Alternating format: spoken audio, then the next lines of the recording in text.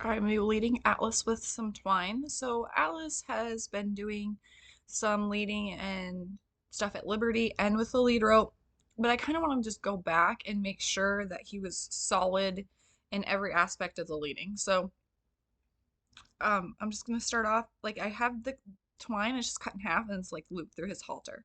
So if he were to get worried or anything, I can just let go and the twine's gonna just unfurl basically. So I'm not caught on him at all and he's not stuck to me. So but he stopped there. I'm gonna click him and reinforce him. And then I go ahead and just put pressure. I really want to make sure that he's coming off of the pressure. He does know a lot of Liberty leading, so he is going off of my body language as well. But you also want to make sure when you're training that the horse is coming off of your pressure as well. So I'm kind of mixing it up here. I have more videos on how I train this, um, but this is where we're at right now. So he's getting a bit ahead of me, so I'm just going to ask him to stop and back up. And he listened quite well. He wasn't real straight in his backup, but this is pretty new for him, especially going over the obstacles, so I'm not super worried. So then we stopped and he showed me a good stop there, so I clicked and reinforced that. And I also have the target just to kind of help him out. He's pretty good. There again, another stop and reinforce. So for him and for Castor, really, I think I made the mistake of doing too much forward and they want to get ahead of me and not reinforcing my stop enough. I was kind of just, oh, that was very nice. So I'm going to click and feed him for that. That was very nice.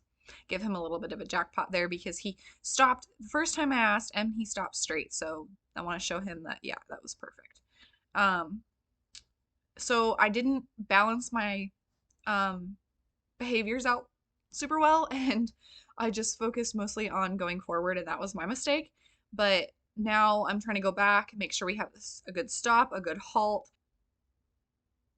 So I wanted to have a good stop and definitely make sure that those are reinforced. So here he's kind of leaving a little bit. He's not backing straight, but again, the pole is right behind him. So you gotta take the behavior within the context. Why is he not backing up straight? He is listening, but the pole was right there. I don't think he wanted to back over the pole. He was a little afraid about that. So now he's kind of offering me things. He's not really sure. Here he's kind of showing me things he's not comfortable with. Like he's not comfortable with the situation. So he's kind of backing up. He's not doing exactly what I want. I'm kind of just rewarding him trying here, because I don't think he wanted to back up while between the poles because that made him a little bit uncomfortable. So that's important to notice. Um, so you don't want to jump into obstacle work right away. You kind of want to make sure that you have all those basics down. And then depending on how new they are to the obstacles, you want to kind of keep that into account as well. So, but he's leading off quite nicely here. Again, we had an issue with the halt. I probably should have worked on a little bit more of using the target versus using the pressure because I don't think he completely understands it. But I also didn't really want to use, there we go. So I'm going to use the target. He still is not not quite sure on what I'm wanting here. But I didn't want to use the like lead rope or the twine within the around the round pen. So I didn't want the ropes to touch and to scare him. So that's why I'm not in the protected contact right now. And he really doesn't necessarily need it. There, that was a better stop. He just starts bending and twisting, and I think he's just getting confused. So I could probably go back a step, work on the liberty leading with the target, and kind of build this behavior back up.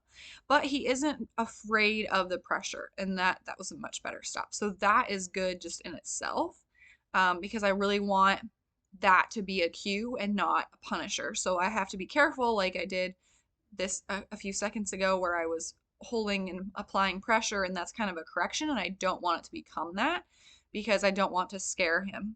He's the type of horse that would be scared of that, so I got to be careful with that one. But here we're just kind of stopping and standing. I'm rewarding for the stand. I have my phone on a pivot, and so it's a little finicky. It's not zooming in, and it's a little crooked, but the quality is all right, so we'll take it.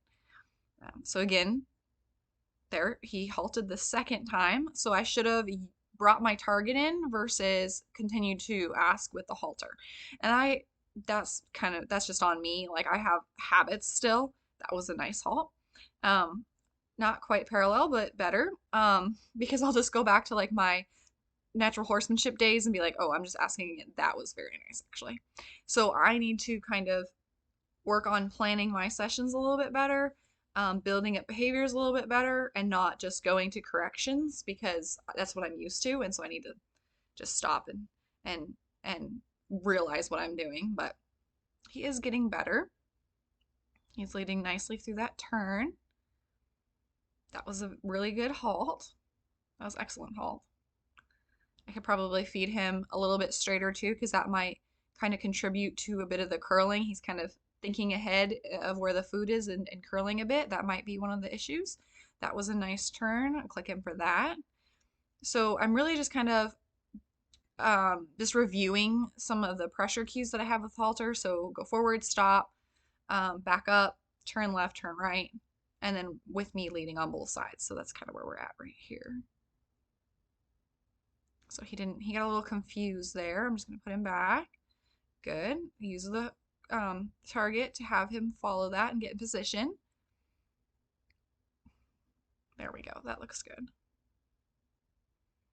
So what I really need to do is use the pressure from the lead rope, or in this case the twine, as like my tactile cue, and then use the target to kind of show him what behavior I want. But I need to set it up so that he's not doing the wrong thing and then I show him the target and he's like, oh, this was correct, because I'm kind of reinforcing it. So there's just a lot of details in there. I got a little far away here. We're just working on our halt here a little bit, and then have him follow me this way.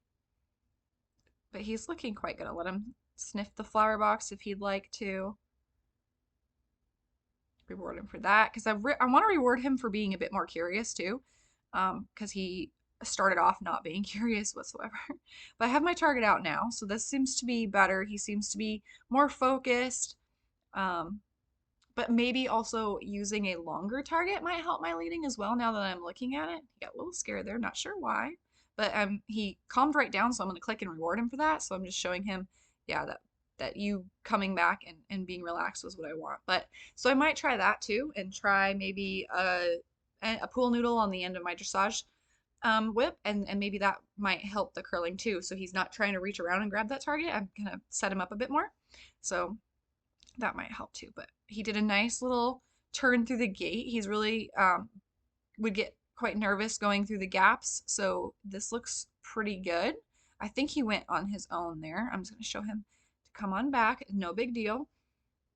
And just kind of follow that and let the gate kind of come toward him, which we've also been working on with him targeting the gate. I'm just going to slide that twine out, and that was a good lesson for him.